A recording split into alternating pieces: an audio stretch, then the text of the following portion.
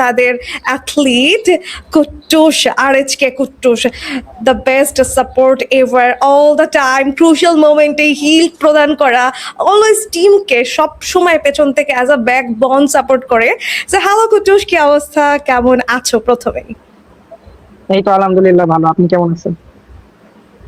এই তো আলহামদুলিল্লাহ। সো ব্যাক টু ব্যাক তিনটে বুয়া momentum and top 3 Ramadan cup 2026। আজকের দিনটা হ্যাকটিক ছিল তোমাদের জন্য, হ্যাট্রিক এসেছে নিজেদের, যদিও টাইটেল সিকিউর হয়নি, obviously heart broken moment. Still আমরা খুশিটাকে উদযাপন করব। এই তিনটে বুয়ার এক্সপিরিয়েন্স যদি একটু শেয়ার করতে, যে কেমন ছিল এই মোমেন্টামগুলো, ব্যাক টু ব্যাক তিনটে বুয়ার। আমাদের যে প্ল্যানিং, আমাদের যে বন্ডিং, এটা আমরা আশা করছিলাম যে আমরা এমন কিছু একটা করতে পারবো যেটা আগে কখনো বাংলাদেশে কেউ করে নাই, কিংবা ফিউচারেও আমরাই করব।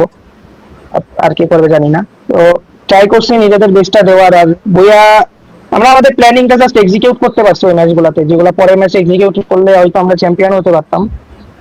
তো ওই তিনটা ম্যাচ বইয়ার পর আমাদের কাছে খুবই ভালো লাগছে, একটা ভালো স্পিড পাইছি আমরা, একটা বুস্ট আবার ছিল। যাই হোক, আলহামদুলিল্লাহ।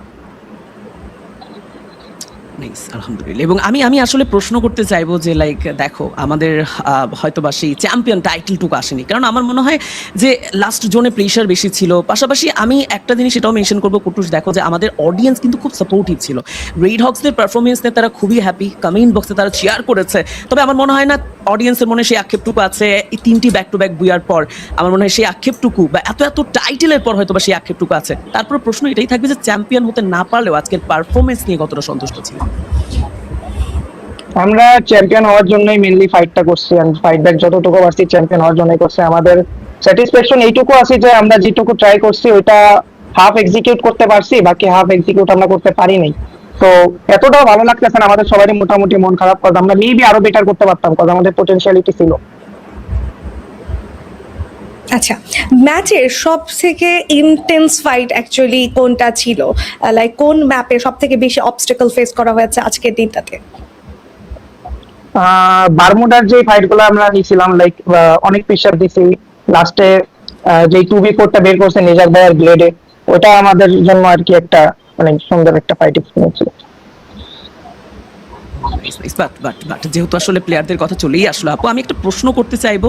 যদি আমি আসলে প্রশ্নটা এভাবে করি যে আজকের ম্যাচগুলো হলো টোটাল আমরা 7টি ম্যাচ খেলেছি, দেখেছি, সেখানে আসলে যদি একটি প্লেয়ারকে হিরো বানাতে হয় তবে ঠিক কোন প্লেয়ারটাকে হিরো বলতে চাইবো আমাদের টিমের? হ্যাঁ, বাংলাদেশে একটাই হিরো আছে, ওটা ব্লেড। আমাদের টিমের কি আচ্ছা, এবার কুট্টুসকে নিয়ে কিছু বলবো, যে কুট্টুস নিজেকে আসলে 10-এ কত মার্ক করতে চায় আজকের এই গ্র্যান্ড ফাইনালের পারফরমেন্স? যেহেতু বারবার বলছিলে হাফ এক্সিকিউশন, হাফ এক্সিকিউট করতে পেরেছো প্ল্যান, তো আজকের দিনে তোমার পারফরমেন্সকে তুমি কত দেবে 10-এ? 10-এ 5 দিব, কারণ হাফ এক্সিকিউটিভ করছে, বাকি 5 তো করিনি। আচ্ছা, দর্শকরা প্রচুর সাপোর্ট করে সবসময় রেড হক্স, দেন অনফার সাইনেড এবং নশিয়াস ব্লেজদেরকে। সো আজকের দিনে দর্শকদের জন্য, অবভিয়াসলি দর্শকরা হার্ট ব্রোকেন হয়ে আছে এই মোমেন্টামে অ্যালং উইথ আস। সো দর্শকদের জন্য কোনো ওয়ার্ডস, যে তারা হচ্ছে কিভাবে আপকামিং ডেজে রেড হক্সকে দেখবে, এবং তাদের জন্য অ্যাকচুয়ালি কিছু ওয়ার্ডস যদি তুমি শেয়ার করো। রমাদান কাপে বলবো না যে শিখছি, রমাদান কাপে আমরা অনেক কিছু করছি যেটা আগে পরে আমরা করতে পারিনি। সো অডিয়েন্সদের একটা কথাই বলবো, বেশি ফেড আপ হবেন না, এত আশা ভরসা রাখবেন না যে আমরা সব ভাঙ্গা চুরা ফেলবো। ওয়ার্ল্ডে আমরা যে বেস্ট এরকম কিছু না, অনেক ভালো ভালো টিম আছে, বাইরের দেশের টিম গুলো অনেক স্ট্রং হইতে পারে, আপনাদের রিজিয়নের টিম গুলো এতটা স্ট্রং না, আই মিন বাংলাদেশের টিম গুলা, বাট বাইরের দেশের টিম অনেক স্ট্রং। দূর থেকে দেখা লাগে যে না এরা তো এখানে ফাইট করতেছে, এটা করলেই হয়ে যাবে, ফাইট দিতে যাবে, এমন কিছুই না। ব্যাটেল গ্রাউন্ড অনেক হার্ড একটা জায়গা। কখনো আমাদের উপর ওভার কনফিডেন্স রাখবেন না যে রেড হক্স একাই ভালো খেলবে, বাংলাদেশ থেকে আরো টিম আছে, তাদেরকেও সাপোর্ট দিবেন। আর মেন যে জিনিস, সব টিমকে সাপোর্ট করবেন, কাউকে হেড দিবেন না, কজ সব দিন শেষে এরা বাংলাদেশের হয়ে খেলতে আসতেছে, এমন না যে এদেরকে অটো পাঠাই দেওয়া হয়েছে, সবাই কোয়ালিফাই হয়ে এখানে আসছে, ফাইনালে কোয়ালিফাই করাও এত নর্মাল কোনো বিষয় না। সো জাস্ট টেক্সটিং করে একটা টিমের বদনামি আপনি করে দিতেছেন, এতটা সোজা না, ওরা নিজেরা খেলা এখানে আছে, কাউকে হেড দিবেন না কখনো। আর যতটা পারবেন প্লেয়ারদের মোটিভেট করবেন যেন তারা লং টার্ম আরো ভালো করতে পারে। বাংলাদেশের অবস্থা আগে থেকে অনেক উন্নতি হয়েছে, আশা করি আরো উন্নতি হবে।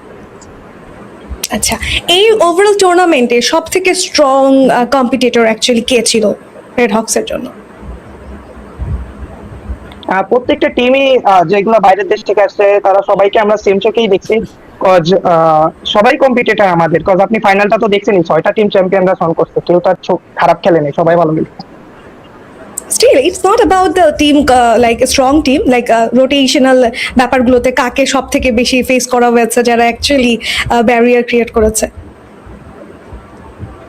কোনো পার্টিকুলার টিম আমাদের ব্যারিয়ার ক্রিয়েট করে নাই, but BTR K as a strong competitor দেখছিলাম, কজ ওরা ইডব্লিউসি খেলছে, ইডব্লিউসি দেখছি ওরা কতটা স্ট্রং একটা টিম, ওই অনুযায়ী পারফরমেন্স ফাইনালে দিতে পারে না, but still they are one of the best team of Indonesia, তো ওদেরকে যে কম্পিটিটর বেশি। Okay, I'm done with this interview. গল্টু, তোমার কোনো কিছু বলার হ্যাঁ, আছে? আমার একটা লাস্ট প্রশ্ন, একটা স্পাইসি প্রশ্ন করা যেতেই পারে নুসরাত আপু।